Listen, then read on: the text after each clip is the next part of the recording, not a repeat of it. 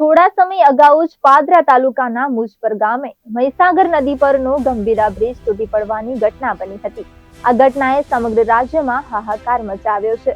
ત્યારે દુર્ઘટનાના પડઘા માત્ર પાદરા પૂરતા સીમિત નથી રહ્યા. આ ઘટના બનતાની સાથે જ ભરૂચ જિલ્લાના આમોદથી પસાર થતા નેશનલ હાઈવે 64 પરના ઢાઢર બ્રિજથી જંબુસર સહિત વડોદરા અને સૌરાષ્ટ્રને જોડે છે. ત્યાં 24 કલાક ઇન્ડસ્ટ્રીયલ મટીરિયલ ભરેલા કોમર્શિયલ ભારદારી વાહનો તેમજ પ્રાઇવેટ વાહનોની ધમધમી રહ્યો હોય છે, જે બંધ કરાયો છે. ત્યારે આજે તેનું નિરીક્ષણ કરાયું હતું. આ બ્રિજ ભયજનક સ્થિતિમાં હોય અને તેના પરથી પસાર થતા લોકોમાં ભયનો માહોલ હોય એવી સ્થિતિનું નિર્માણ થયું હતું. ત્યારે કોંગ્રેસના હોદ્દેદારો અને આગેવાનોએ વહીવટી તંત્ર પાસે મુખ્યત્વે માંગ કરી હતી કે ભારદારી વાહનોને બ્રિજ પરથી બંધ કરવા, બ્રિજના પાયા સહિત સ્ટ્રક્ચરની ચકાસણી કરવી વગેરે લોકહિત સંદર્ભે માંગણી સહિત ચક્કાજામ કરવાની કોશિશ કરી હતી અને પોલીસે તેમની અટકાયત કરી હતી.